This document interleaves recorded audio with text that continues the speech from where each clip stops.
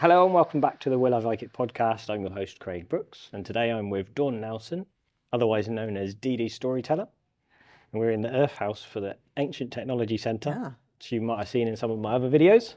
So welcome to the ATC. Thank you. It's a lovely place, isn't it? Yeah, stunning. A bit special. Stunning. Yeah. We're very privileged to be filming here. If there's a bit of background noise, it's because they're filming a small project outside and doing some fighting and battles. So hopefully it's not too loud for us today. No. So I guess we should start off with really, because you do a bit of reenactment and a bit of storytelling. I do, yeah. A bit of. A bit of. It's what I do. Yeah. So shall we start with which came first? Was it the history and the reenactment, or was it the storytelling? Okay. What did come first? Chicken or egg? Yeah. Well, yeah. It is a bit chicken and egg. So it's kind of like been more of a sort of organic, an evolution through my career, if you like, as a storyteller. But definitely the stories came first. So I've done a lot of different jobs in my life, but I was in the NHS for about 8 years, and I left for a variety of different reasons. Yeah.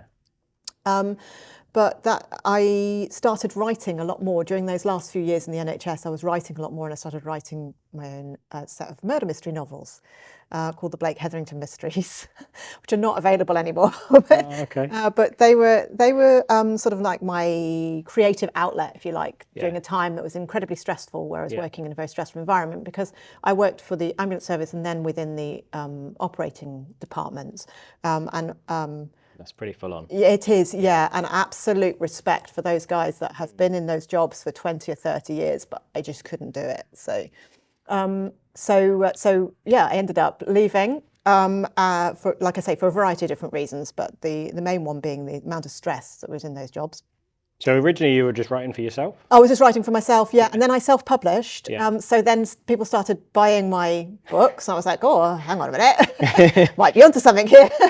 And I started going to mainly local craft fairs, because, as you know yourself, that if you write something and you self-publish it, you've got to get it out there and sell it yourself. So I was going to local craft fairs, trying to build up a name locally, because that's where you've got to start. And somebody approached me and asked me if I could do children's storytelling. I've always been very comfortable talking to people. I've always been the person at dinners and parties and whatever else that has given unsolicited information downloads, shall we call them, about, odd arcane facts and folklore and story. That's always been me probably ever since I was little. But so I've always been quite comfortable talking to people on this sort of basis. I'd written some children's stories, which I knew would work quite well as performance stories. And so I started working with them. They wanted to do some engagement on what used to be an old tank training ground just outside Borden. And the army had moved out, and they needed to do some community engagement on that training ground, whilst there wasn't any infrastructure there. So there wasn't like a visitor centre and a cafe and all of that, and a park and stuff like that. So they were going to put that stuff in place. So I had basically some sand and pine trees that I needed to bring to life for people. And I did that with my interactive stories, where you knocked on doors, and I had a sheepdog puppet named Hugo, and we did some pirate treasure hunts and some fairy door trails and all those sorts of things. And then I sort of, during that whole time, I'd been reading a lot more about stories, because my murder mysteries were based on folklore, and they all had like random themes through them, like one has a theme of bees, so I looked at all the folklore of bees and all the stories and connections between bees and stuff. So I'd already been doing that, and I sort of wandered into the territory of the Grimms, and then I thought, well, these guys are interesting, and wandered back further to Basilea and Straparola and Madame d'Aulnoy and all the storyteller all the story collectors and storytellers of old, if you like. And then, of course, you end up going even further back once you've got that far. So I then got all of these stories that I wanted to tell. And I started telling them as a traditional storyteller, not just the interactive stuff. Mm. And then I came across Hundas through Butser because I got that link with the heritage sites. Yeah. I then started writing Basically, Royal Victoria Country Park approached me and asked me if I would like to apply for a consultancy they had. And I said, has the fighting happening already? And I said, well, you know, I've only been doing it sort of 18 months, but I do these stories for these guys, and this would be the sort of thing that I could offer you. And I won the tender. I got the tender. So, and from there, it sort of escalated. So I was doing these stories with heritage sites, came across Herregus Hundas. I thought, well, that'd be quite cool to tell stories with them. And so I started doing a reenactment and stories with Hundas, which I've been doing for probably about 5 years, I think. You know, the lockdown period was a little bit interesting, but we still got to do stuff. We were one of the only reenactment groups that, because of our brilliant events coordinator, Jen, we were able to do some stuff within the guidelines that we were given at the time. I think I didn't come along to a Herregus event till after lockdown. Yeah, I think it was, a couple of years ago, so that's probably when we first met. And then it's just sort of taken off from there, and I've ended up working with museums and heritage sites, and so over the last 10 years, really, my work has evolved to be fundamentally heritage interpretation through storytelling in all its different forms. So there we go. That was a bit of a long story, but no, it's good. So your initial approach to storytelling, you didn't have any training or anything like that. That was just you. No, I mean, when you say that, I have always, like I say, told stories. I've always been very interested in history and folklore and the more arcane aspects of history. And I was a musician, so I'm used to performing. So I played 3 different instruments when I was younger. I was always involved in the drama groups at school. So that whilst I don't have any official training, although I have been to Forest Row and done some storytelling training with the storytellers, the very experienced storytellers there, I haven't got a formal drama background, if you like. But I've been a performer probably all my life, really, just in various different ways. So. I mean, there's nothing wrong with it. The same with my approach. I've been open with people the whole time. I'm a painter and decorator, really. Got into reenactment, and that's led to doing food and stuff. And so, there's like, I just find the stories behind how people start doing these things interesting. And everyone is different. You speak to 2 different storytellers, or even I've probably had 3 or 4 blacksmiths on now, and every one of them has a different way that they got into being a blacksmith. Absolutely. And isn't that part of the joy of it? Because we're all different creative people, and creative people come from all walks of life. That's what makes us creative. And we have something to bring to the party, so we all bring different stories with us. So, And that was kind of initially the idea with the podcast as well, was that people kept saying to me, well, I'd love to do what you do, home brewing and making food. And it's like, well, you can. Like, there's nothing, I don't have a license to do this. No. I just decided to do it. Crack on. And our ancestors didn't. You know, I said I was a musician, and yes, I did have some formal training for that. But at some point, somebody picked up a violin and went, wonder what this does. Gave it a go. You know, or a piece of wood with a string on it, you know, put a string on it. Thought, I'll do that and see what happens if I do that. So somebody thought about it. Absolutely. Yeah. So we've got some cider mulling at the minute. Would you like to try some? Yeah, definitely. This is actually based, we can go into a bit, I think I've mentioned this when Jason was on. So this recipe came about due to the wassail. The wassail, that we did online during lockdown. Well, wassail. So this is the hot Saxon cider from my second book. And that was initiated because you'd said about wassailing. Come on and you'd come to my kitchen and I'd mull this recipe, and I was like, well, I'll do it, but I want to make my own. Absolutely fine. Even better. Ended up. No, I'm looking forward to trying it. Thank you, because so far I've only seen it virtually. So it's cider with juniper berries, rosemary and honey. Nice. Try not to get any juniper berries in your cup. We don't want any choking. They're a bit soapy as well, aren't they? Yeah, they can be. Usually I put thyme in as well. I know you're driving, so I won't. Yeah, no, not too much. That'd be perfect. Thanks. Just a drop. Thank you. Thanks. It'd be nice to warm my hands as well. Wassail. Wassail. I'm not sure when wassail starts officially. It's normally January, isn't it? Here we go.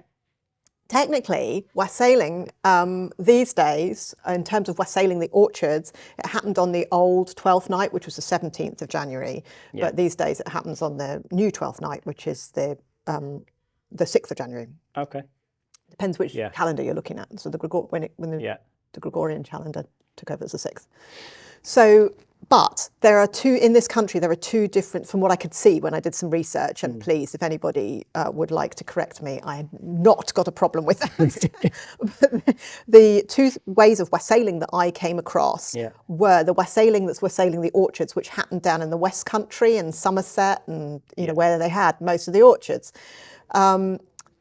The other type of wassailing was going, and that's for the Gloucestershire wassail carol, you know, the one, wassail, wassail all over the town, our toast it is white and our ale it is brown, that one. So if you listen to the whole carol, it talks about knocking on the door and getting the butler to bring them out ale, but the butler won't do it, so the butler goes down, and the maid comes and opens the door for them, and they get the ale, and that is where they think it then morphed into carol singing. Yeah. So technically, within December, they would have been wassailing doors and asking for alms, because all of these things, sort of, especially during the Victorian time, they sort of came about. All souling, wassailing, it all came about because the poor really didn't have anything, and winter was a hard time for everybody. It was a time where you went and knocked on the doors of those who had more than you, who had a lot of money and were able to give alms and a bit of food during that time. So, you know, we wishing you Merry Christmas, they'd have to bring out figgy pudding. Yeah. So all those sort of traditions came from essentially giving alms to the poor, and it was a legalised form of begging on the doorstep, basically. So there is a little bit of potential wassailing during the Christmas period, but it was more doorstep wassailing than orchard wassailing. It's interesting because I know that the history gets a bit vague as you go further back. Yeah. The origins of the word is an Old English, it's Saxon, yeah. It's good health, yeah. I think it first appears in Beowulf. Yes. One of the earliest, at least. Yeah. And that's when it was written, yeah. Yeah, that's it. We don't know how long they're using it for. But, no, exactly. It's wassail and drink ale. I should have responded drink ale when you said wassail. Okay. So. Well, there's a wonderful word in Old English called beership as well, which is like, so if we weren't friends, we just drank together, it would be beership. I like that. It's like the people that you go to the pub with and you only ever see them in the pub. You've got a beership. Yeah, beership. That's nice. I've not come across that one before. Yeah. And I mean, I guess we may as well talk about Christmas a bit whilst we're on the subject. Yeah. Because I did try to have a look into it a little bit. And we don't really know how they were celebrating it from a Saxon perspective. No. We know they were celebrating it on the 25th. And it's as midwinter's. So the 21st to the 23rd is midwinter's mass, I think. Yeah. So Yule would have been like around the shortest day, and that would have been when they had Yuletide and Yule. But the Christmas would during the as the Christians brought it. Yeah, like I say, Christmas. I think the first use of Christmas in England was 400 years after they started celebrating sort of Christmas, if you like. Right. And they were calling it, So I think it was midwinter's mass. Okay. Here, whereas Yule was more of a Viking thing. Okay. Yeah, or northern thing. Oh, that's interesting. I think the Germanic regions were doing. Yeah, because that's how I understood it. It's the Germanic origins of was Yule. It's Germanic heathens, if you like. Yeah, and it's some kind of feast celebration. I know people often think they were eating boars and stuff. Not necessarily. It would have just been what was hanging from the roof, I guess. I mean, it's not a lean time of year, is it? If you've filled your larders with all your different meats and stuff, then it is a good time to hold. Well, there isn't November meant to be blood month, because that's when you slaughtered your cattle, because you didn't want to feed them through the winter. Yeah. So it was the ones that you didn't want to feed through the winter that you slaughtered. And so it would have been meat aplenty. And then I think in the 9th century, is it 9th century? Alfred the Great. Yeah, that's 9th century, isn't it? He made it law that everyone had to have the 12 days of Christmas as holiday.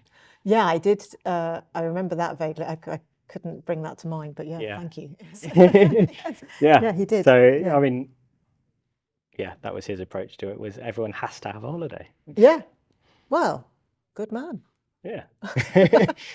I guess if people aren't having holidays year round like we do now, I mean, we have a lot more free time than they would have done. And so I guess the idea of saying, well, at the end of the year, you will get 12 days off. Yeah. Would have been a huge. And then later on, during the sort of much later, during the later medieval, it would have been a time when the Lord of the Manor, if you like, was able to give all of the people that worked for him, and within the community would have been able to give them all food. Yeah. And a big feast. So they would have all gathered together to do that. Yeah. Yeah. So I didn't bring you a feast today. No. But I'm sure you can guess what I brought you. Yeah. I mean it's not in disguise or anything. No, they look amazing. We've got some mince pies with, the mincemeat was made, I'm not sure if it was last year or the year before, but you know what these things are like. It doesn't matter, they get better, don't they? And then there's some pepper nut biscuits, or the German name is, I never know how to say it, Pfeffernuss. No. How do you spell it? It's oh, now you're asking. Okay.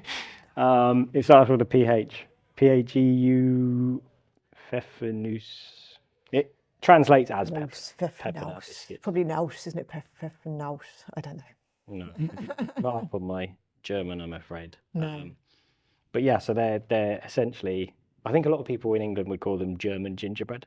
Yes. So like the softer. Like the I can never say that one either. I think they're basically the same. Same situation. Yeah. Lebunction? Something like that. Yes. We've done our research.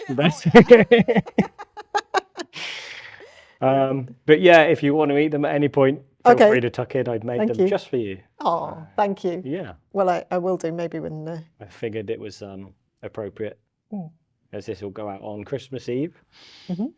Yeah, we should go. There's a lot of shouting. There is. Shall I try one of these while they're shouting? Yeah. These look delicious. And they're perfectly round. So look at that. I can't get my cakes that round. What did you do? There is a recipe in my Eat Like a Halfling book. They're brilliant. And I remember these from childhood. I mean, if we're talking about Christmas and stuff, like, you know, it's the sort of thing my nan would buy from, I think, Lidl or somewhere would have done them. So I'm going to have one as well, actually, because they are very, very nice. They're delicious. They're the really trick to getting them round is actually you make balls. Okay. You put them on the baking tray, and because they've got butter and things in, they sort of melt. They melt into the round. And they become... They still don't end up that round when I do them, but there we go. You must have the baker's touch. I've done them a few times. Oh, what's that? Is that ash coming down from the... It must just float up and then come back down again. It's actually quite warm here. I was expecting us to be cold today. No, it's nice. I'm very pleased about that. Yeah, so back to you and your storytelling. One of my other questions was, where do you draw your inspiration from? I know you've kind of covered this a bit already, and I think I can kind of guess, but is it, I suppose some of it's from Norse mythology, you've got nature and other things, so yeah. It's hard to say. It's another one of those chicken and egg questions, isn't it? So the stories, it might be a better way to put it, the stories that sing to my bones are the Celtic stories and the Norse stories, the Scandinavian stories. Yeah. There's something, they call it, and the Tibetans, I think it is, call it ancestral chi, or the Buddhists, sorry, call it ancestral chi, QI. And it's like this knowing within us all, in our bones, and a lot of it is something we would just call instinct. Yeah. So it's what we've learned as humans. And that's why a lot of us remember, sorry, I'm digressing a little bit here, but that's why a lot of us remember like negative experiences, because that's how you survive. You remember the negative things so that you don't get knocked over, so that you don't go and annoy that person again and they try and kill you. So that's why you remember that escalated quickly. It escalated quickly, didn't it? I am a storyteller. Don't annoy Dawn, people. She will kill you.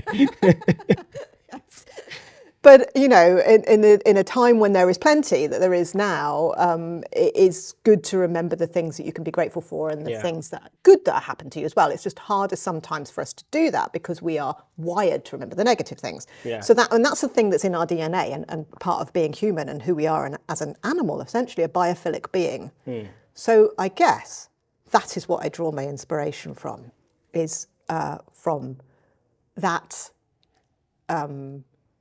feeling that you get when something really hits home and sings to your bones. If a story does that, that's going to be an important story for me. Yeah. And I'll often find that, I read hundreds, I mean, I don't know, I haven't worked it out, potentially thousands of stories a year with the books that I read. Because unfortunately that is the main place where I can get the stories from. I do go and listen to storytellers as well. That's incredibly important. But there's not so much, it's not a place where I can go where I know there's going to be somebody who has a lot of stories in their head, who's, maybe had that lived experience that I would love to hear about. So I tend to get most of my stories from books, but I know, so I read a lot of them. And then if I'm out walking, because I do a regular loop at home, and if I'm out walking and I look at the seasonal changes, that story comes back to me because I've remembered it because of the environment that I'm in, or something spoken to me from the environment. So that's what I mean by a chicken and egg. I need to have had the stories in my head to then seek the inspiration from nature. I mean, nature's always very important to me. But it will trigger those memories of the stories by watching the rhythms within nature and our history and heritage. So did that answer the question? It was a kind of a little bit. Well, it's a bit of both, isn't it? Yeah. So ancestral chi. It's your inspiration. Yeah, absolutely. If a story sings to my bones, then that's what I'll tell. So because you said earlier about you started more telling children's stories. Yeah, I did initially, and I think people see, I don't know, people see a petite, for want of a better word, woman, and they think, oh, children's storyteller. Is that your favourite kind of stories to tell? Or? I think my favourite audience, and this is a real cop-out, okay? I think my favourite audience is families, because I actually love connecting with everybody. I love connecting with the children and hearing what they have to say and their unique perspectives on the world that have not yet been tarnished by the grind of daily life.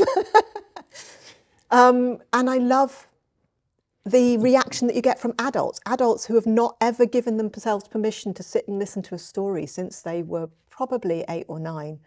And you suddenly, because their child is there with them, they suddenly have this permission to listen. And a lot of my stories, I don't talk down to children. I'll use the same language as I'm using with you. Obviously, I don't swear. To be very clear. I use clean language, but it's the same language. And if I think there's a word that they haven't quite understood, then I will so I will say that word in 3 different ways, if you like, so that they are then able to understand what I've just said. There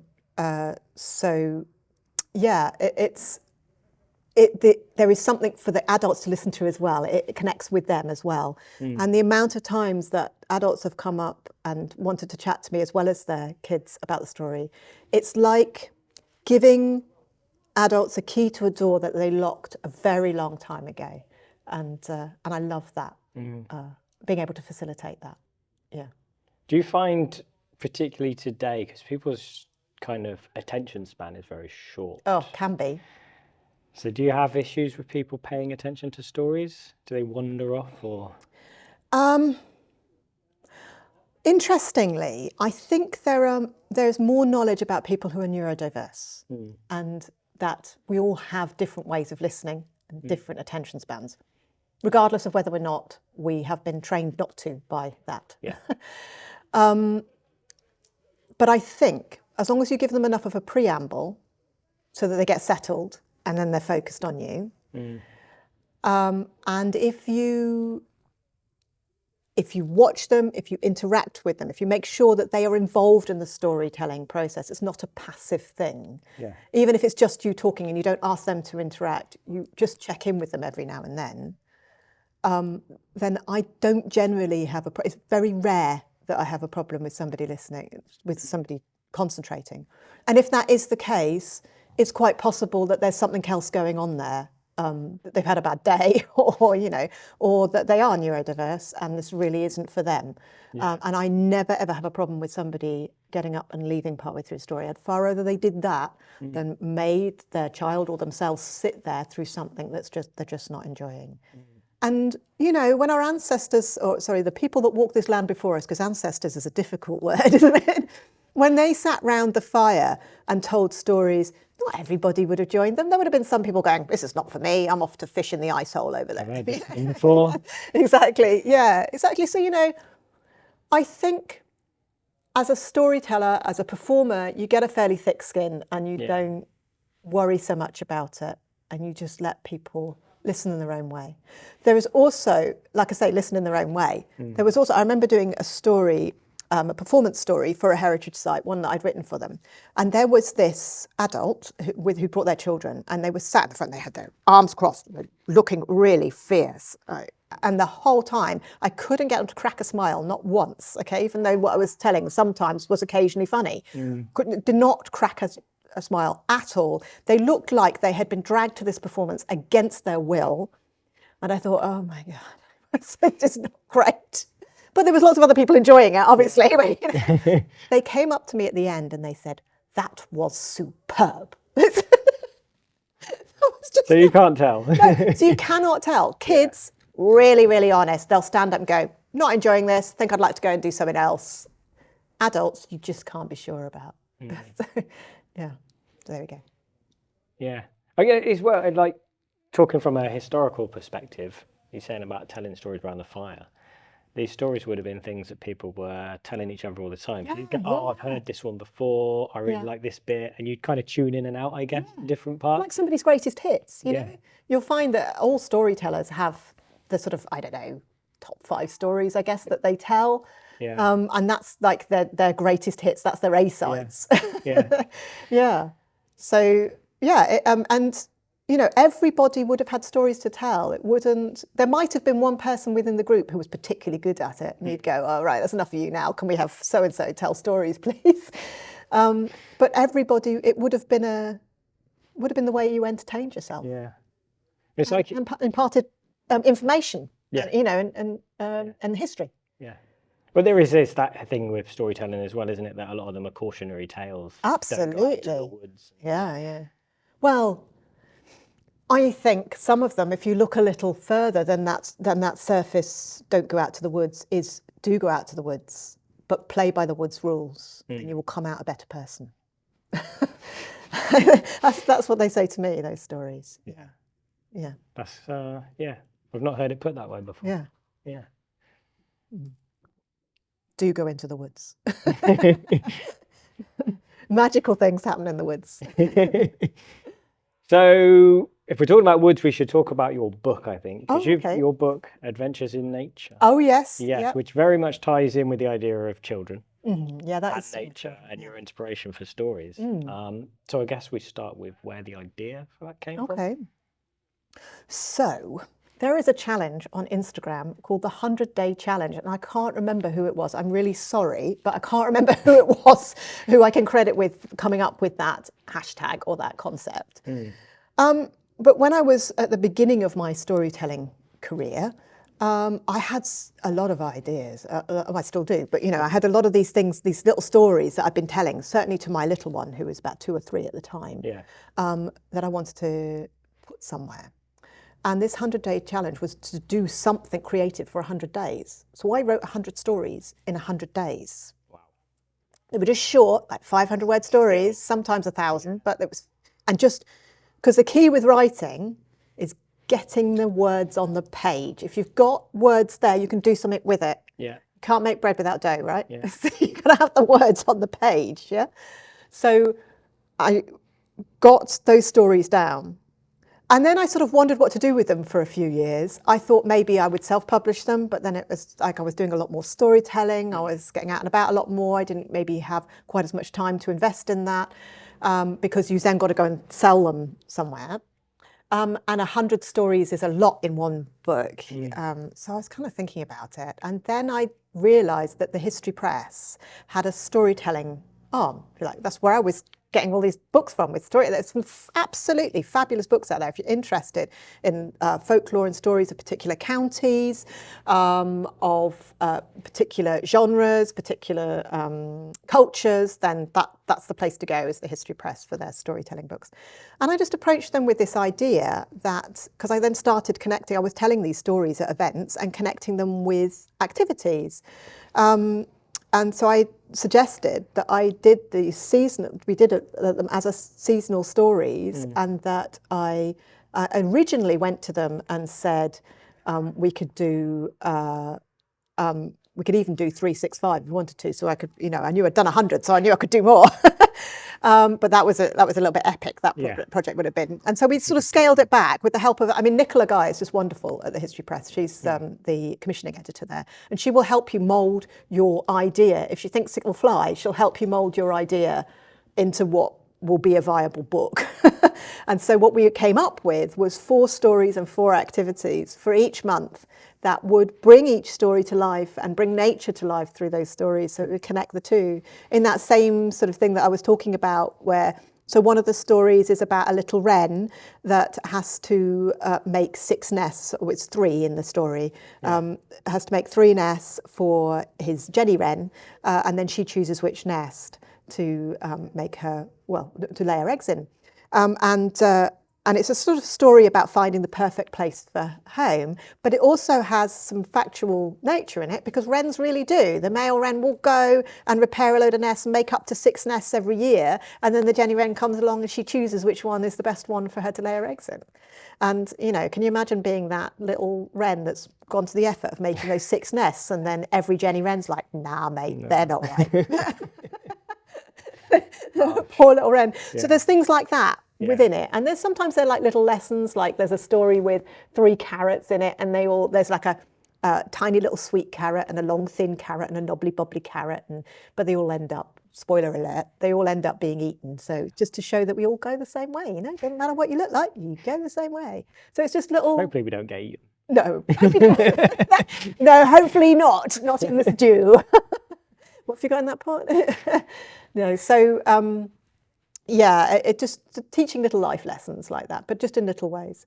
But the latest one that I've done, if I may be so bold, is Stories of the Sun, and that is taking the similar concept, but for adults and an older audience, and it involves. So I did this project because these things often come out of a project. Is I got up and watched the sunrise. For 12 sunrises throughout the year, once a month. And I nature journaled during that time, paid attention to the folklore that was out and about when I was out there in this, and I spend most of the time in this one particular field, and I get to know all the different animals that are there, in particular one roebuck, which I developed quite an interesting friendship with, for want of a better word. We eventually, by the end of the project, recognise each other, so it's nice.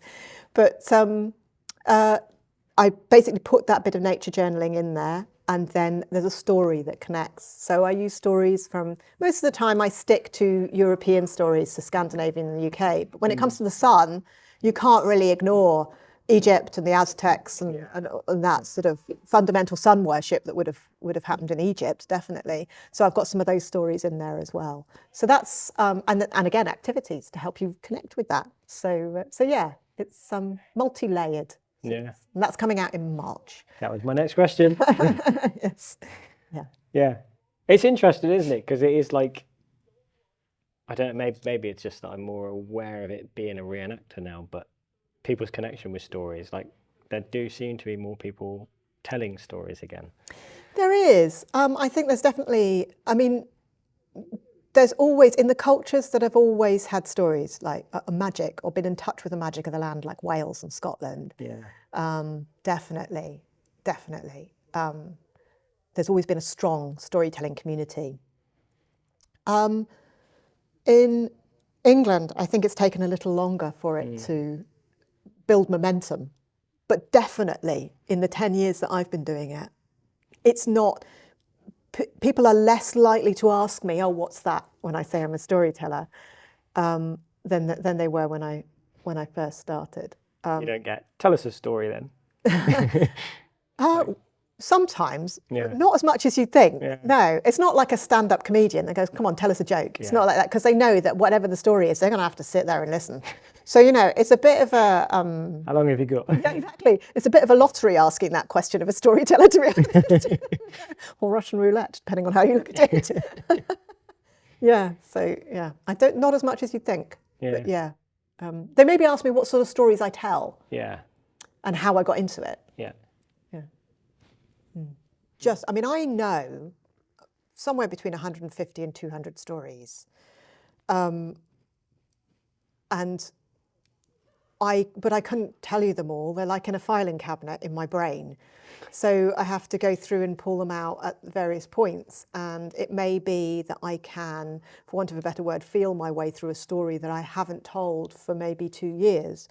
But, you know, the part of being a performance storyteller is that you rehearse and that rehearsal doesn't look like the sort of rehearsing you do for a play or a drama group. It's wandering out into the landscape and thinking about your story and how you connect with it. So you wouldn't physically read the story out? No. I would maybe, if I was really unsure about it, go back to the book that I found it in or go back to the podcast I found it on.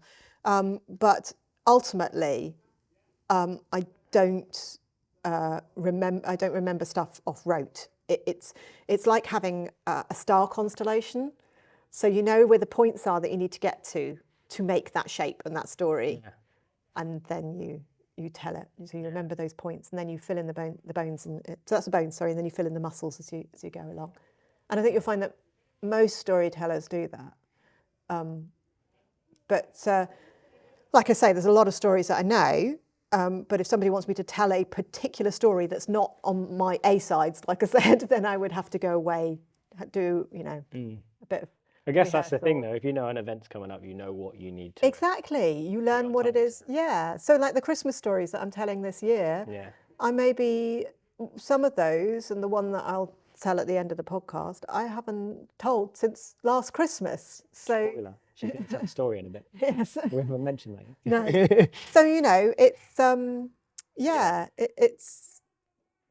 there are stories that you only tell at certain types of year, or but I have been in situations where I was in a museum and I was I'd learned a particular set of stories, and they were connected with the exhibits in the museum, and they were mainly for young families. And then a coachload of students who were, I would say, mature students, came in, and they were really interested. And they asked me what I was doing because I was dressed like this, and they said, "What are you doing?" I said, "I'm a storyteller." And they did say, "Oh, can you tell me a story?" And of course, well, yes, that's what I'm here for. But of course, I didn't really want to tell them the story. I mean, I could have told them the story of the fleeing pancake, which is like the gingerbread man, but with a pancake. But I didn't feel it was quite the right story for them. And as a storyteller, that is part of your job, is to know what sort of story your audience wants, and to see your audience, and choose a story that's appropriate for them. And so because I have the experience and I have that list of A-sides, that I was able to tell them one from that list, which was Sheridan's Cauldron, which is just one of my absolute favourites to tell, which is often known as the origin of Taliesin rather than Sheridan's Cauldron. I often change the stories of the names of those stories because those stories are often actually about the women and the goddesses within them. So I like to kind of highlight, like the story Math Ab Mathonwy from the Mabinogion.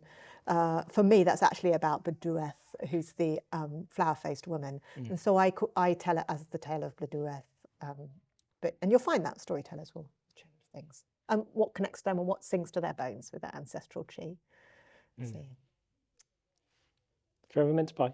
Yeah, definitely. And then I think we'll move on to the questions that I ask everybody. Yeah, absolutely, no problem. And then, Dawn's going to tell us a story at the end.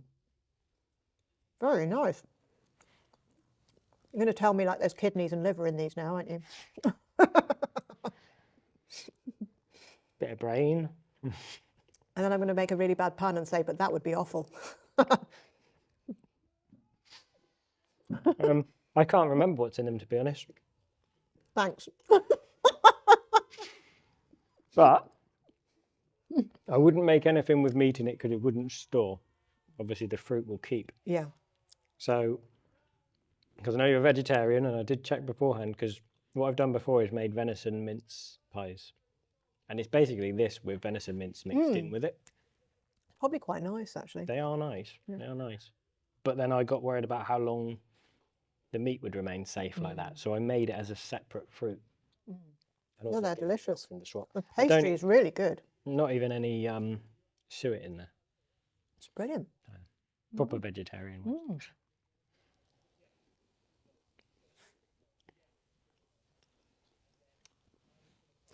These days you can get vegetable suet though. That's true. Which is what I use in my mince pies.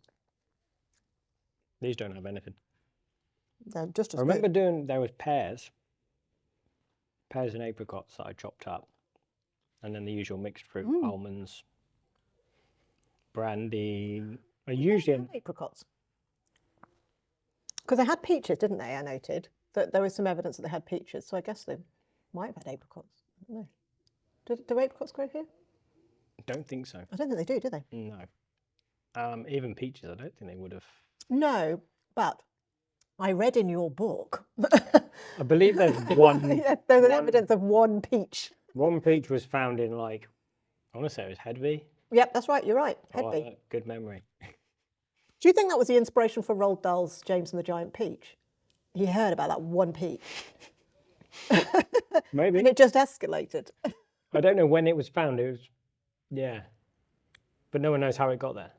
It just happened to be, it could be that someone went off raiding or trading somewhere and ate one and then just dropped the seed. Raiding for a peach? Well, no, but you just go, we'll take some of that. I just love that. That would be so whimsical.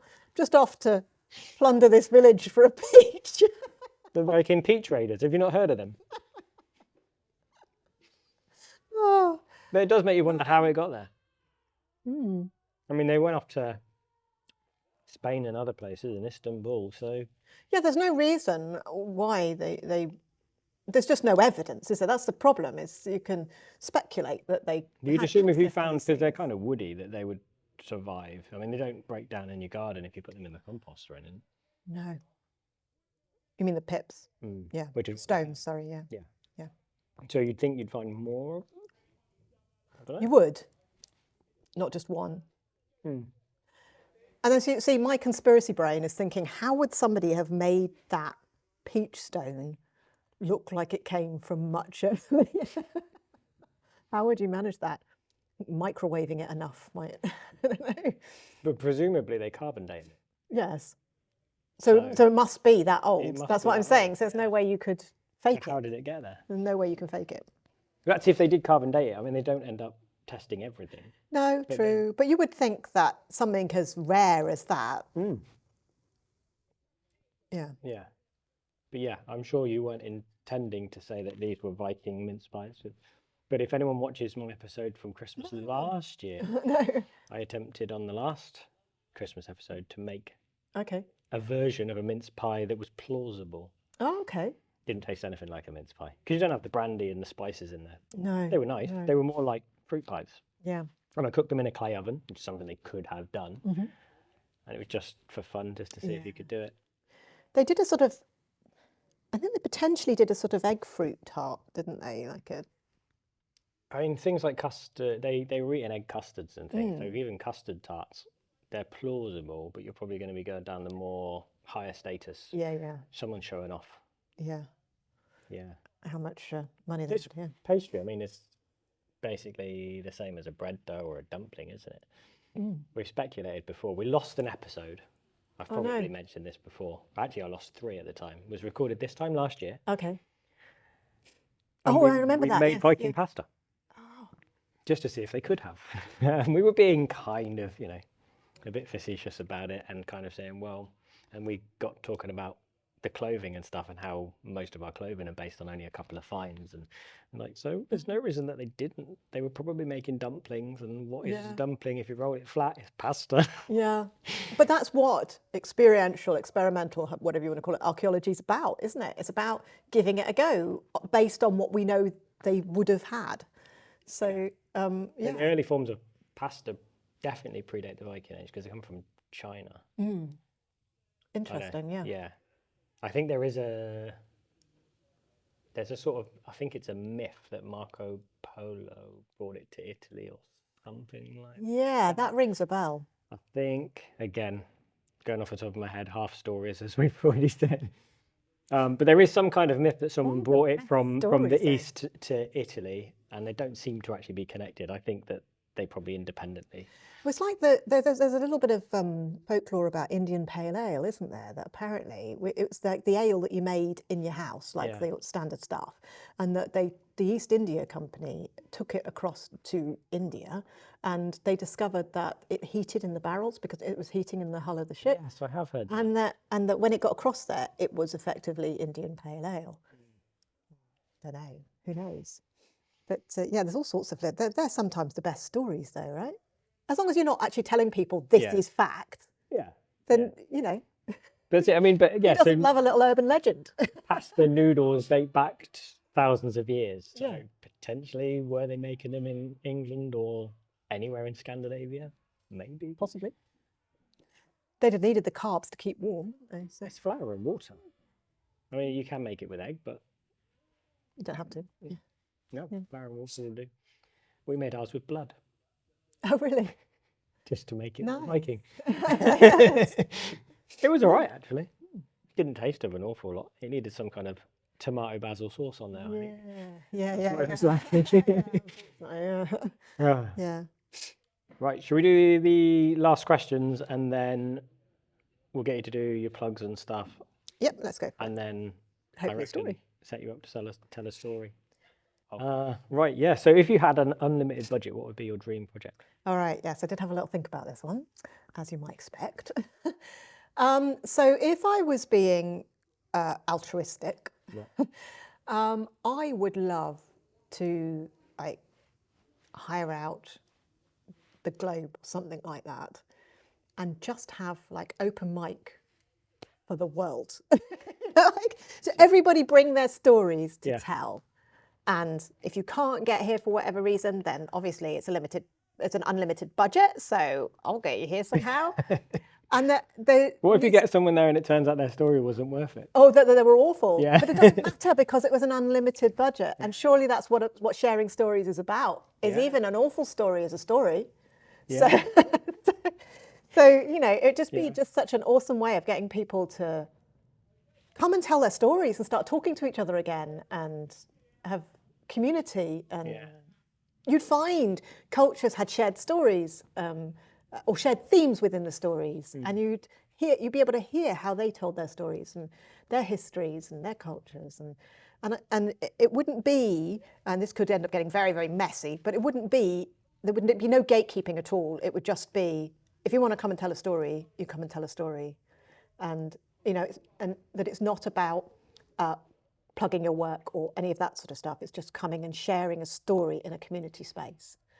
And I don't know how long that would take. I don't know. I guess we could hire it for a year. Why not? It's an unlimited budget, right? Who cares? They won't be able to do Shakespeare in there for a year. If you pay them enough, they won't care.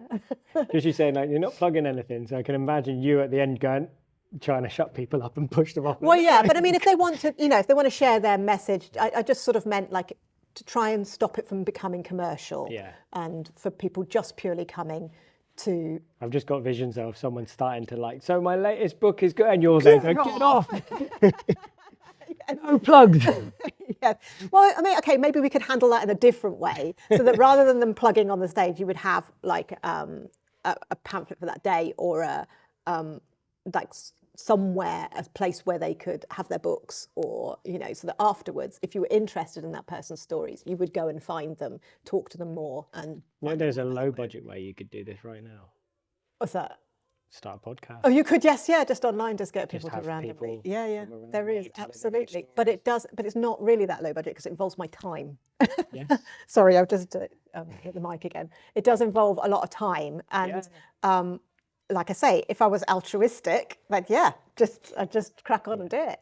But I do have to pay my bills as well. So do you need to find someone? Pay the bills, folks. So yeah. The other thing that I would do if I wasn't being altruistic, I was just focused on myself and my practice and my professional development, is I would just go from Land's End to John O'Groats, and I would collect stories on the way and actually go and find the people that were telling the stories, that had the stories, and not necessarily professional storytellers, but people, you know, interesting people in pubs that would tell you an interesting urban legend, or And those are the best stories. Yeah. And you just have the time just to, and I reckon it'd be one of those things that would escalate. So as you set off, people would be like, not really sure who this person is, but you can maybe go and talk to that person. But as you worked your way along the route, people would start to hear about you collecting these stories, and you start to have people tell you more stories, and it would sort of escalate as you went up there. And you could do a podcast on the way. So there you could. Yeah. So that's my 2 projects. I kind of cheated with that, but there's an altruistic one and a professional development one. You got an unlimited budget, do both. Why not? What a good idea! I can just satellite in, can't I, for the performances in the Globe? Yeah. Have a Even big do screen it. at the back. Yeah. Sat on your throne at the back. Yeah. Who have we got today? Yeah. There we You go. go back to the old sort of medieval thumbs up, thumbs down. Yes. Are you not entertained? Yeah. Oh, I'm just going to chuck some logs on the fire. Sure. I do need to keep it going. We'll go out otherwise, won't it? Yeah, and it saved me trying to relight it. Yeah. Right. So the next question is, do you think you could survive on a Viking Age diet? Again, I gave this some careful thought, and I may have overthought this. So right now, took me back to the Viking Age, plonked me there. I'd probably subsist on bread and cheese. That would be it. I might eat some venison because I don't dislike meat. I just am very particular about what I eat. So chicken, beef and venison, no problem. I'll even eat rabbit, actually. That's no problem. And actually, I do think that the most sustainable way to eat meat is game. Yeah, it is. And you know, and there should be more people eating it. Absolutely. Because we have a plentiful supply of it at the moment. A lot of it's being exported to other countries because people here don't eat things like venison. So. Yeah, well, yes, it's very tasty, folks. Eat venison. So you don't eat meat. I don't. It's not an ethical. No. thing. So well, it is a little bit of both. So if I do eat meat, I try and make sure it's the most. With the animal welfare in mind, the highest quality that I can, and I don't mean like in terms of taste. I mean, because it often is in terms of taste. It is that. But so if we have meat in our family, it's normally chicken because that's what my little one likes to eat as well. I like beef, but I'll only eat a very small amount of it. My body just doesn't need very much of it. I was brought up vegetarian, and I think my body just doesn't really tolerate a lot of red meat, basically. So. So I will, but it'll be, I don't mean to plug them here, but they are very, very good. Riverford Organic, I get the meat from. I know it will be well cared for animals and sustainably sourced. So so that's what I tend to do. So in that respect, I probably could survive as a Viking with bread and cheese and meat, but I'm really not very good with kidneys and heart and liver and stuff. I mean, why would I want to eat something that's been filtering urine? I'm sorry, it's just not my thing. So, but that said, that's my modern sensibilities, if you like. So if I was actually a Viking, I'd probably be fine because I'd just have been brought up on that stuff and my metabolism would be different. So if you were raised on it, yeah. So if I was raised on it, no problem. And I think if I went back now, I'd be like the fussiest Viking in the group. They'd be like, oh, don't bother with her. Just throw her a bit of bread. But I'd probably be going on that raid for the peach. You're going to need a few. Yes. Yeah. That's if I survived the first one, to be fair. I mean, you know. Imagine it turned out that was just evidence. It turns out that someone had time travelled at some point and not told anyone. I know. And they say, don't leave anything behind, and they dropped a peach. Yeah. Oh, wow. There's a story. Yeah, that's going to take some thinking out. Time travelling peach. Yeah. Time travelling peach. Wowzer. Yeah. So is there anything you'd miss on a Viking Age diet? So again, I thought about this. I thought about the sort of foods I eat because, I mean, you could immediately say chocolate. Profiteroles. I love profiteroles. They didn't have those. But they wouldn't have them at all. So I just wouldn't have known about them. You know, they would have had honey and things were able to be sweet. So it would be the sweetness that I would miss, but I wouldn't because I'd have the honey and things. Yeah, with the bread, I would be sat there with a jar of honey as well. They'd definitely be fighting me for that. Yeah. So I thought about the things, my favourite done it again. My favourite foods, okay? And I love Italian food. And the main basis for Italian food is tomatoes and probably some potatoes if you've got chips basically and things like that. Although I wouldn't say the Italians would hold that up as their finest cuisine, but you take my point. So if I wanted to have things like a good, so a lot of the vegetarian food that I cook as well has tomatoes as a base. So I think tomatoes is what I would really miss, because they wouldn't, to our knowledge, to archaeological evidence, they wouldn't have had them. There's no reason why they couldn't have gone and found a culture that did, but there was no evidence that they did. There is evidence they had olives, so I'd be all right there. Or that they did in the Iron Age, sorry. So it could be that they did. They had olive oil and things, so they did have access to some more exotic stuff. Depends how much money you've got. Yeah, probably not a lot if I was left in the corner with the bread and the honey. And cheese. Oh, but I did tell a good story, so you never know. I've been given a can of tomatoes. Payment. So I think tomatoes and potato. God, I love potato. So the next question's fairly recent, and it actually came up after a recording here. Okay. Yeah, which is, what's the weirdest thing in your kitchen? Yeah, I think it's probably me. I don't really have a particularly weird kitchen. It's fairly conventional, I'm afraid. So it's probably me.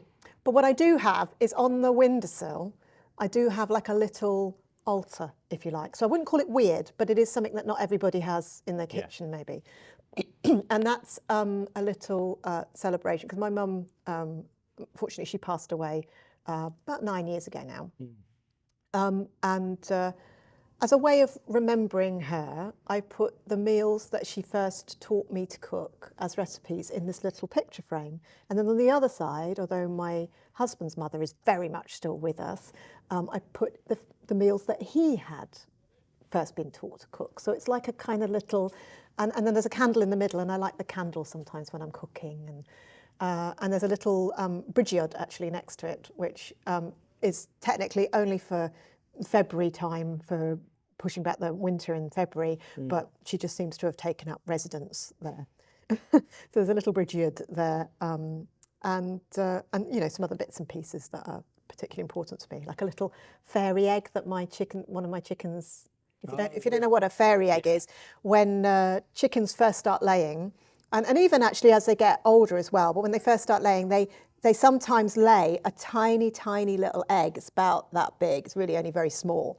And it's the nice term for it is a fairy egg, but it was also known as a wind egg or a fart egg. Because it's just just because they're practicing to lay eggs. So I have just the first one that my little black chicken, who has 3 different names, incidentally, depending on who's talking to her. She's Ceridwen if I'm talking to her. She's Midnight if my daughter's talking to her. Magic if my husband's talking to her. It's her egg. So I have that next to. So there you go. I'm the weirdest thing in my kitchen, but there are some other things there as well. All right. What's the worst thing you've ever eaten? Ah, yes. Well, I did. Most recently. Is the experience that we were chatting about earlier, which I will say for the audience here. My friend, I guess I'll still call her my friend, she was in the playground at pickup, was picking up my daughter from school, and she came across to me with what looked like a bag of sweets with sugar on them, and I do have a bit of a sweet tooth, I'm afraid. And she said, "Would you like one? How are you with sour things? Are you like, do you find sour things too much, or are you all right?" And I'm actually pretty good with sour things. I don't really like chili and hot things, but sour things are all right. She said, "Oh, I'd have a go with these. They're really sour." But so she did, to be fair, warn me. But these were another level. So I put one in my mouth, and it just immediately, it was like my whole body was like, "No, this is wrong." But unfortunately, because I was with my daughter, I was in a public place, so I don't spit things out. It's just me. I might look like a Saxon, but don't always behave like one. And also, I am forever telling my daughter that she's not allowed to spit things out. So So I couldn't spit it out, but it was the most horrendous thing. I mean, my whole body was trying to get rid of it. I thought I was going to be sick in the playground. It was terrible, most awful thing ever. And then I said to her, because I had looked at the ingredients beforehand, but I hadn't sort of clocked the amount of citric acid that was in it. So basically these things were covered in citric acid. What are they called?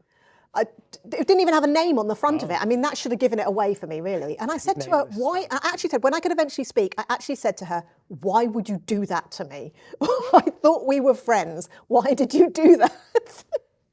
And she said, oh, they're joke sweets. I'm gonna play a trick on my husband. And I said, well, I think you just did that with me. So I shall never be taking any food off her ever again. No. But yeah, whatever they were some kind of joke sweet, or if they weren't a joke sweet, wow, I don't know who would have wanted to eat those. But other than something like that, I think Brussels sprouts, controversially. I don't think that's that controversial. Well, I don't know, a lot of people like Brussels sprouts, don't they? But they taste, for me, and there is some evidence now to suggest that for some people this is a case, they do taste like nail varnish remover. Yeah. I want to know how you know that. Because you smell it. I haven't. Strange hobby. I have not drunk nail varnish remover. However, I do know what it smells like, acetone. So yeah, it's basically tastes like nail varnish remover smells. There we go. I'll let you off. Right, what's the next one? What's the most memorable meal you've ever had?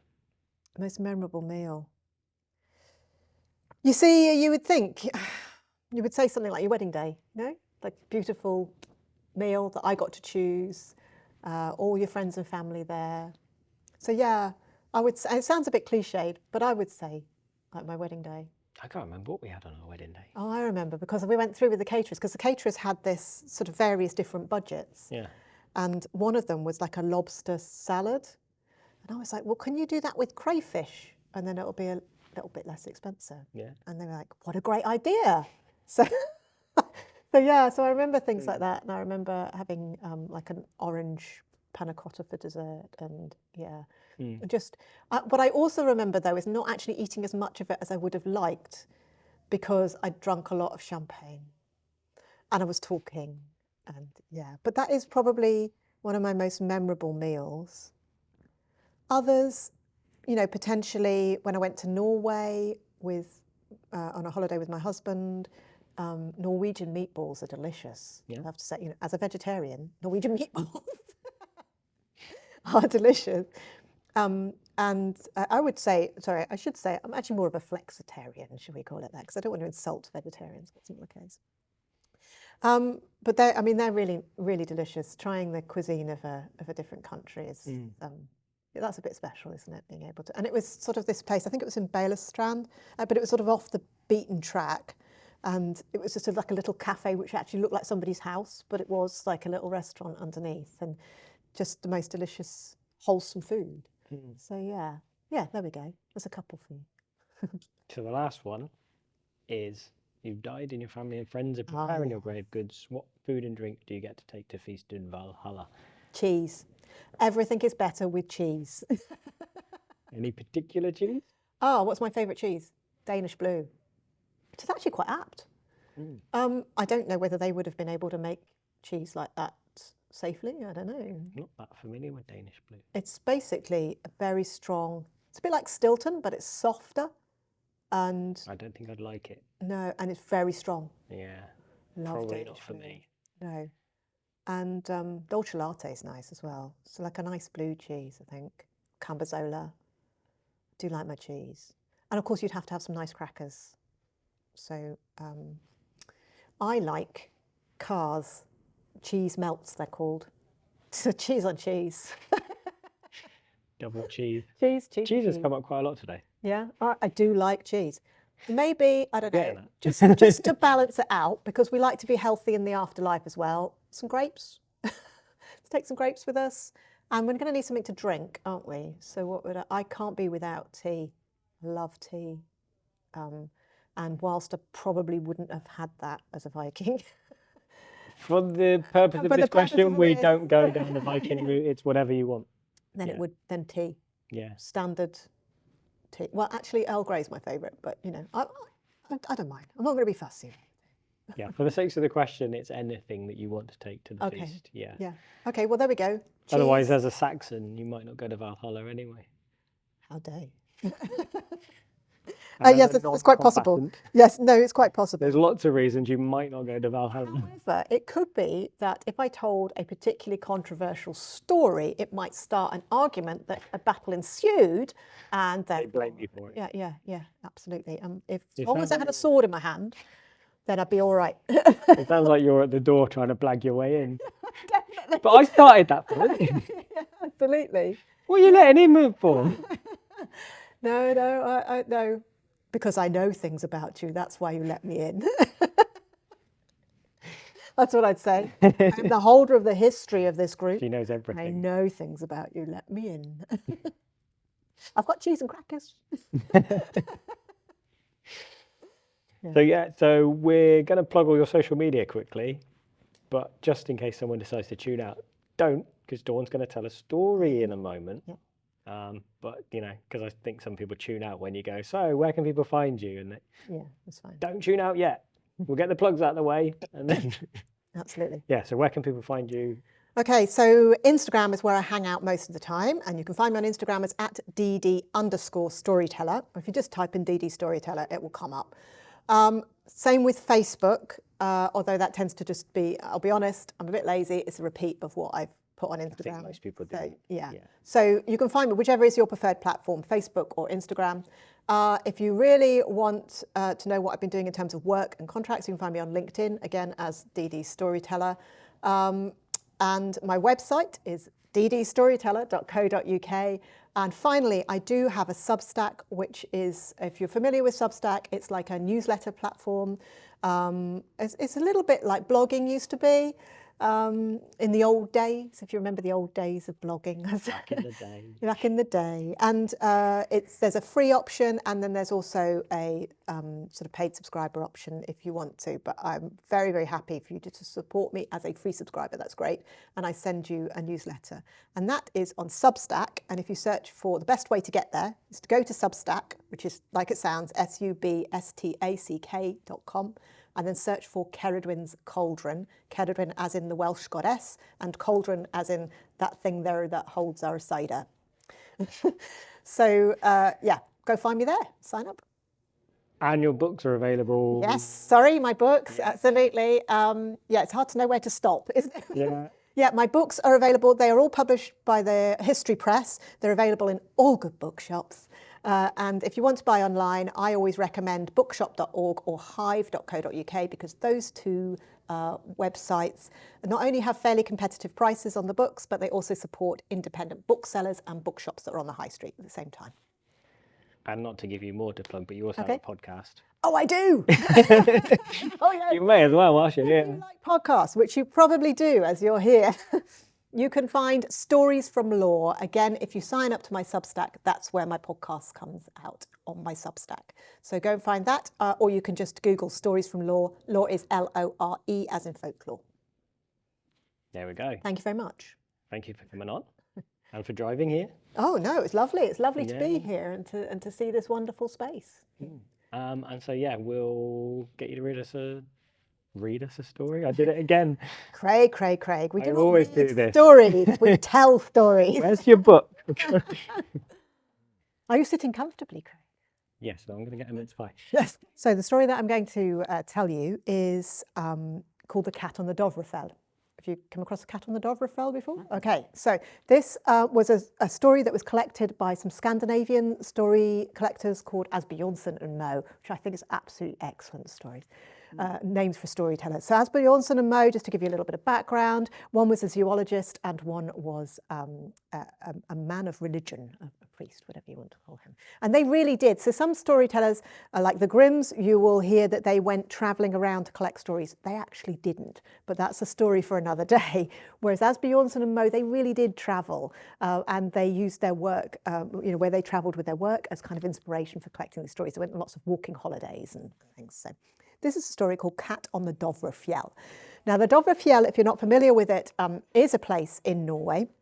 It's sort of mountainous and then a sort of tundra as well. So it's kind of a mixed, challenging landscape, and there wouldn't have been a lot of people living there. And this story is set in a time when there were a lot of trolls.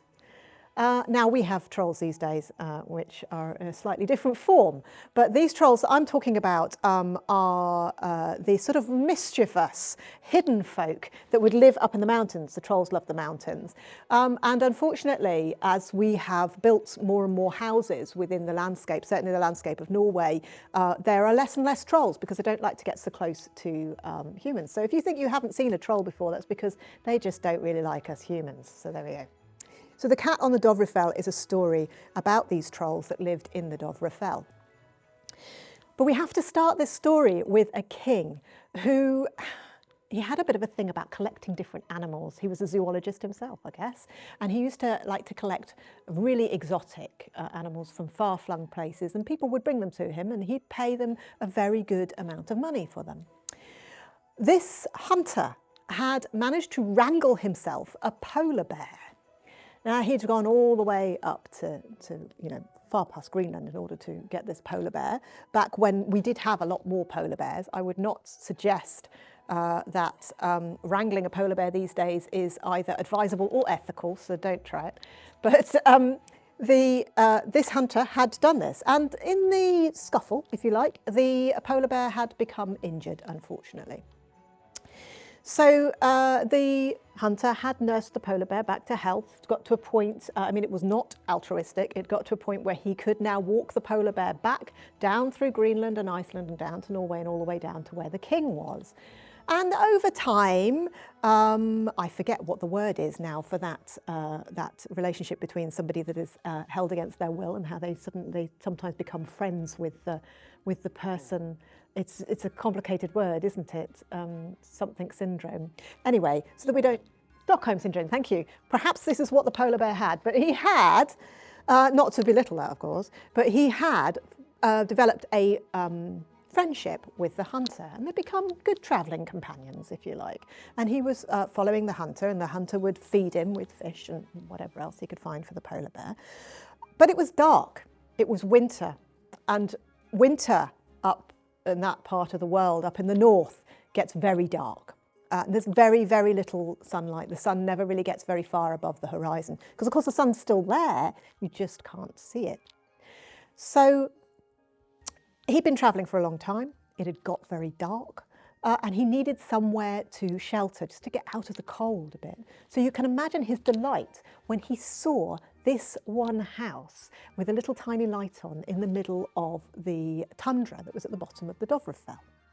And he headed towards that light. Now, back then it was the custom that if somebody came and knocked on your door, you didn't turn them away, because these were hard times. People needed shelter, they needed food, and it was kind of like a give and take. So you knew if you went and knocked on somebody else's door, they would give you comfort and food. And so this was what you gave in return. So when this hunter knocked on the door with this massive polar bear, and the man and his family who lived in the house, a man opens the door, his name is Halvor, and he looks the hunter up and down with the polar bear, and the hunter starts off with his spiel of, I really need somewhere to shelter, please, and just a little bit of food, and I know this looks like a great big bear and you're not going to want that in your house, but I promise you it's not a problem. It will not cause you any problem. I've got it under control. And Halvor says to the hunter, he says, well, you know, it is not me and my family that I am concerned about, because we will not be staying here tonight. We are going down into the city because tonight is Christmas Eve. And of course, the hunter hadn't realised this because he'd lost track of time travelling in the dark. So tonight is Christmas Eve, he said. And the thing is about Christmas Eve round here is that the trolls, they come down from the mountains and they insist that we create them an enormous feast on the table that they will then eat and feast on, funnily enough. And they will make a horrendous mess and a lot of mischief, and you really don't want to be around. It's like there is a story in Iceland of the Yule lads. They're a bit like the Yule lads. They'll come down, they'll eat you out of house and home, cause a lot of trouble, and then be on their way. And we've created this arrangement with them so that they don't bother us for the rest of the year. So they come down and they make the most of it on Christmas Eve. So myself, my wife, my children and our family cat, we're out, we're gone. If you really want shelter here, Well, you're welcome to it, but I wouldn't advise it if I were you. And the hunter says, do you know what? I'll be all right. I have got the polar bear. It'll be okay. So Halvor sets the hunter up with a small bowl of porridge. And he says, do not eat anything off the table because the trolls will know and that will cause us trouble. There's a small cot bed at the end of the living room, which you can pull the curtain across. Hopefully the trolls won't notice you're there. So, I mean, this fire is joining in with us, isn't it? So he does just that. He goes in and he sees this table laden with all the food that you can imagine, all the different meats. So broiled meat, boiled meat, baked meat, roasted meat, fried meat, everything you could possibly do, basically, to a joint of meat. And there is hams, there is beef, there's venison, there is boar, there is, what else might there be? Lamb. There is every type of meat possible on the table. And then there's all the food, the custards, and there is fruits, which have been put in mead. There is cream and butter and sausages. And oh, it's amazing, this feast. Okay, yeah, absolutely. Craig's clearly been there and cooked all of that beforehand. There's a huge table full of this food. But the hunter does exactly what Halvor has told him, and he takes his little pot of porridge and he sits down on the side of the cot bed and he eats his porridge while the polar bear makes itself comfortable underneath the feasting table. You can imagine the polar bear spread out, puts its head on its paws, and it quite happily goes to sleep while the hunter is eating his porridge. And then he gets into the cot bed and he pulls the curtain across and he makes himself as warm as possible because they have got a little fire going, nice. And he waits to see whether what Halvor said actually comes true. He doesn't have to wait long. When the clock above the fireplace starts to strike midnight, in come the trolls. There are trolls of all shapes and sizes. Long trolls, thin trolls, round trolls. There are trolls with long noses, trolls with little tiny noses, trolls with no noses at all. And they're of all sorts of shapes and sizes, like I say, tall and short. And they are making an awful racket. I don't know how the polar bear's sleeping through it, but he still is sleeping. Halvor has warned him about this, so obviously the hunter knows that it's going to be this noisy, and there's no way he's going to sleep through it. But what he does do is he does pull the curtain so he can see what's going on. And as he watches, he sees these trolls start to lift up bowls of gravy and drink them, and they end up in their beards and down their fronts. They're picking up the cream and the butter, and they're just throwing it at each other. They really just don't care. They're just having a jolly good time, basically, a troll party. They are making such a racket that none of them have actually noticed the polar bear that's sleeping beneath the table, apart from one of the shortest trolls, because they're about eye level with this polar bear. The shortest troll looks at this polar bear, well, it looks quite interesting. And he reaches out one long finger, which is far too long for the hand it's on, to be quite honest, and he pokes the nose of the bear. It doesn't wake, it carries on gently snoring. And the troll's not having this, so he goes again and he pokes it a little bit harder on the nose. This time the bear sort of swipes it away, puts his paw back under his chin and carries on sleeping. Troll is not happy with this response. So he reaches up onto the table and he pulls down a blood sausage. He raises it high and he whacks it down on the nose of the polar bear, shouting, "Does Kitty want a sausage?" As he does this, as you can imagine, the polar bear does not want the sausage, and instead it rises up with an almighty roar and it starts to, like bowling pins, knock all of the trolls over, who are now all screaming and running for the mountains. They are running out of the door, they're grabbing whatever food they can, whatever isn't already in their beards, and off they go up across the Dovrefell and up into the mountains. The hunter, well, he's quite amused by this whole turn of events. He pulls the curtain back across and he goes back to sleep because he knows that those trolls are not going to bother them for the rest of the night. In the morning, there is an awful lot of mess in the house. The hunter knows that he's been told just to leave it all as it is, so he doesn't try to do anything. Instead, he takes the polar bear and he carries on his journey. And that's the last we see of the hunter. Halvor and his family, they return with his children and the cat, and they start to clean up the house. It's sort of midday on Christmas Day by the time they arrive, and they're cleaning off the butter from the hearth so that nobody slips on it, and the cream from the ceiling, and well, you can imagine what it's like. They're cleaning it up. The days roll on, weeks, months, a year has rolled on, and we're back to Christmas Eve again. And Halvor is getting the wood ready for the trolls. And he's made another feast again, like he expects them to want. And he's getting the wood ready so that there is plenty in the fire for the trolls. While he's doing this, he's out by the woodshed cutting up the wood. Whilst he's doing this, that little tiny troll I told you about appears, pokes his head around the house, and he goes, Halvor? Halvor goes, yes. Halvor, do you still have your cat? He says. Well, yes, says Halvor. It's a very fine white cat she is. Yes, she's in by the hearth at the moment. Oh, says the troll. In fact, says Halvor, she's had 7 kittens and they're all as big and fierce as she is, they are. He's very proud of this fact. Ah, says the troll, and runs up across the tundra and up the mountain across the Dovrefell because, as I'm sure you know, listener, what the troll thinks is a cat is actually a polar bear. And so that is how a polar bear solved a troll problem.